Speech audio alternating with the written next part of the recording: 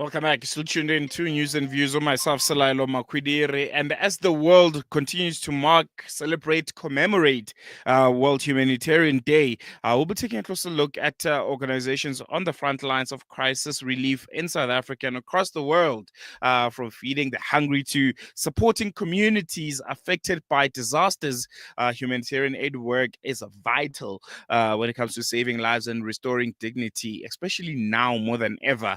And one such organization is Penny Appeal South Africa, which has been delivering life-changing aid across the country, across the continent, and across the world where it is needed most. And today we're joined by Shahnaaz Paruk, the CEO of Penny Appeal SA, to speak about the challenges, successes, and ongoing needs of humanitarian work in South Africa and beyond. Shahnaaz, assalamu alaikum. Jazakallah so much. Always a pleasure having you on Salam Media, and good morning. Wa alaikum salam. Good morning. Always a pleasure to be chatting to the folks at Salam Media. And thanks for having me on today.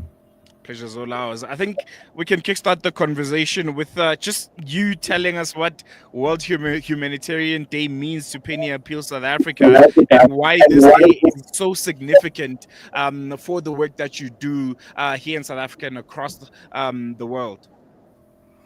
So I think, today is, as we know it, to be World Humanitarian Day. And I just want to take a moment to pause and honor all of those individuals, humanitarian workers across the globe, even right here at home in South Africa.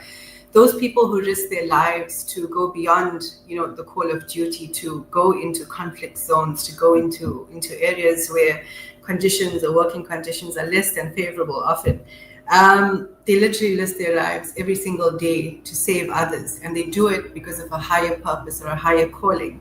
And I think if we pause to just remember the millions of men, women, and children currently who are facing enormous challenges and crises in their lives, from conflict to hunger, displacement, our world currently seems to be in turmoil. And so World Humanitarian Day, I think it signifies a day for us to pause and actually reflect on the impact of what it is that humanitarianism and humanitarian workers bring to the forefront.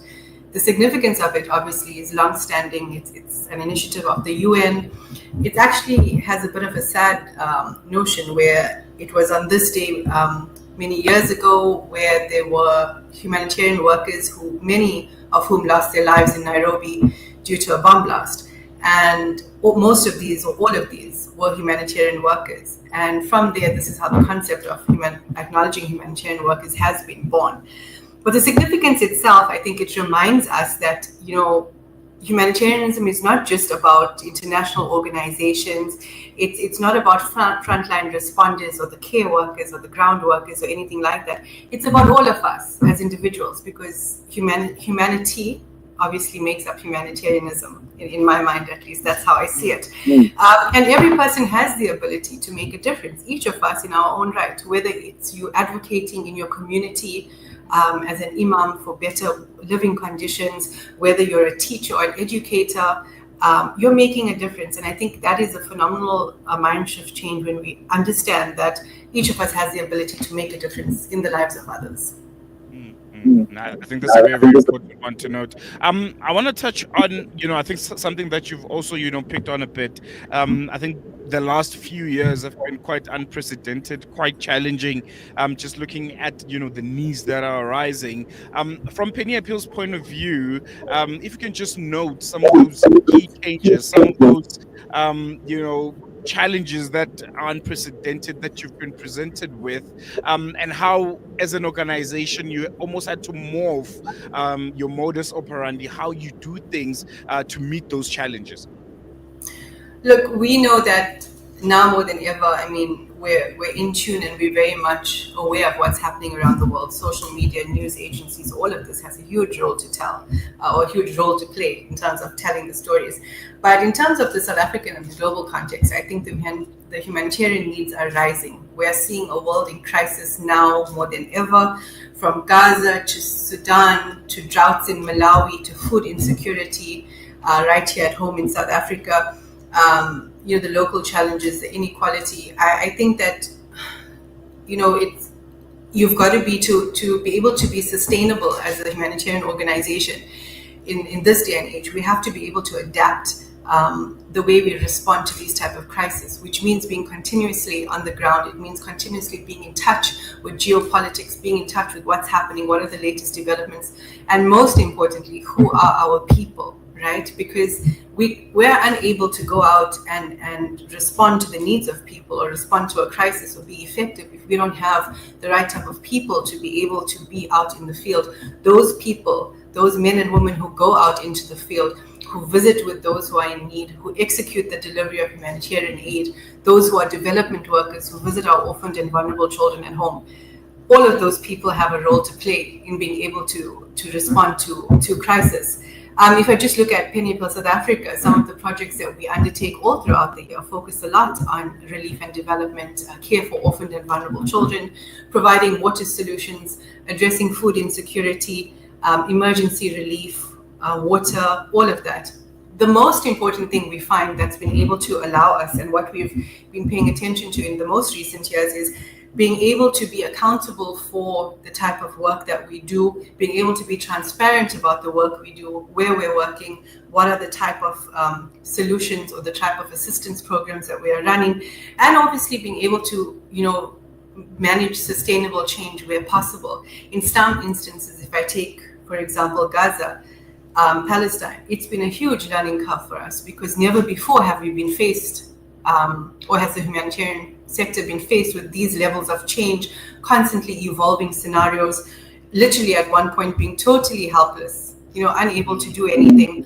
I think that you've got to be able to, plan ahead, do the best you can, look at the resources that's available to us.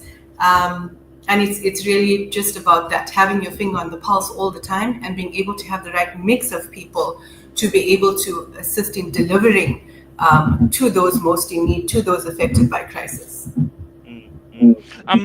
What would you say is one of the most common misconception about humanitarian work that you would like our listeners to know and understand?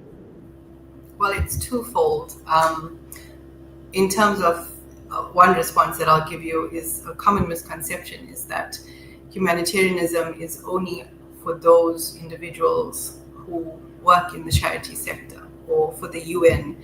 I use the UN loosely because it's such a huge, it's the most established governing body, it's overarching, right, with so many different clusters, or Save Our Children. It's not about that. I think humanitarianism, like I've said before, is not just about the frontline workers. Each person has a role to play in society. The frontline workers won't be able to be frontline aid development workers or aid distribution workers if it weren't for the donors that supported the needs of the organization so that they're able to actually expedite the process of getting to those most in need. So I think that's one common misconception, that it's only for those that they feel that the actual work is only done by those on the front line. The end result is what we see when we see somebody delivering aid on the front line. There's a whole process before that which needs inclusion from the likes of society, from the likes of individuals, those people who donate, sometimes from corporate, sometimes from governments, to be able to assist. So really the end journey is when you see the relief worker providing the aid. The second misconception is a personal reflection I'd like to share, where we often feel that as humanitarian workers, or not us, there's a conception or a perception rather, that being that equates to being a hero of some sort, or seeing you in a certain, framed in a certain way. And I think that misconception, for us, for me, I found is quite profound, because it seems to place a lot of stress and emphasis on individuals being heroes in the sector. But this is never the case, because if anything, and I say to people, when we hear things like it's because of you and you guys helped and you saved us, and this hero concept that comes up, we're not heroes. We're not a hero. We are far from heroes. If anything, we're only tapping a fraction of what's actually needed. And my personal reflection is that we can't be a hero to this. The actual true heroes are those people who we serve, which are the right holders and beneficiaries. Those people we find on the borders of Syria, living in refugee camps, still trying to be mothers or fathers, or trying to be single mothers or single fathers, or orphan children. It's those homes we visit here in KwaZulu-Natal or in Western Cape, where there's a child-headed household and the child has to, or the young adult now, 17, 18, maybe 16, has to go out and find work and find means for supporting the household. Those are the heroes that we should strive to be like, because the truth here is that every single part of their journey is around hope.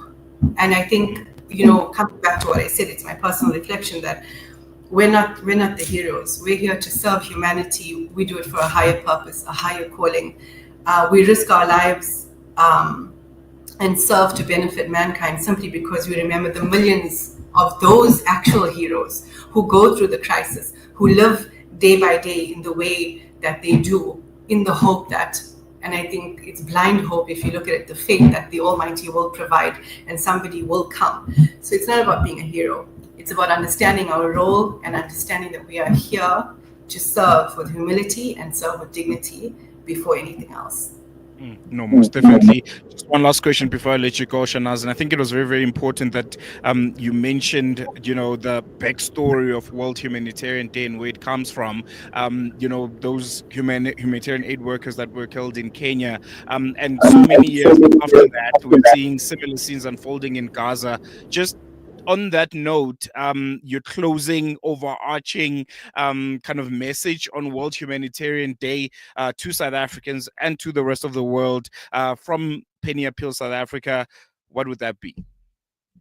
I think ultimately I'd like to say that not just on World Humanitarian Day, but on most days, on every day, let's keep it at the forefront of our minds that we need to renew our intention and recommit ourselves to the notion of having compassion, to the notion of once again serving humanity, to the notion of standing shoulder to shoulder with those people most in need, so that we can try and change their situations. We can try and help them. Humanity now more than ever is depending on individuals to come in, and there's a lot that's needed. Take for instance Gaza, which is one of the biggest humanitarian catastrophes we're seeing. Take Sudan for an example. So much of need, so much needed, so much of pain in the world. So I would say if we can renew our intention first and foremost, let's honor the rights of those who are less fortunate than us, those that we need to serve to build this world up, because that is the truth. We can't aim for a world that is fully functional and fully integrated, leaving people behind. Nobody should be left behind. I think it's important also to recommit ourselves, like I mentioned, to compassion, to the action, to humanity. And more than that, let's remember those brave men and women who go out onto the forefront, risking their lives, risking whatever else it may be, to be able to help those most in need. Especially those in Gaza, hundreds who have lost their lives alongside with normal citizens and civilians, those who work under very, very tense situations in the like Sudan, etc. We pray that the Almighty grants them ease. We pray that the Almighty makes their path easy for them, so that they are able to deliver on assisting those most in need. And lastly, may all our efforts, all of the people, the men and women who work around the clock in the sector and out of the sector, may all of our efforts be accepted, and may we be a means to deliver ease for those who are facing difficulty. Most definitely, Shahnaaz. Thank you so much for joining us. Really, really appreciate you giving us the time and giving us a glimpse into the front line of humanitarian aid work that you guys are doing at your organization. And Penny Appeal South Africa. We hope you guys continue doing the work that you do, and hope we chat soon. Assalamu alaikum. Wa alaikum salam. And with that, we've come to the end of today's show. Thank you so much for staying with us for 2 hours and 30 minutes now. It's been a really insightful show. I'll be back with you again tomorrow for the Wednesday edition of News and Views. Coming up next is a mid-morning talk with Fasiha. She's looking at me. She wants to claim her chair on the studio. And I have to leave now. But we'll be back with you again tomorrow from myself, Salailo, and the rest of the team. Sharp, sharp.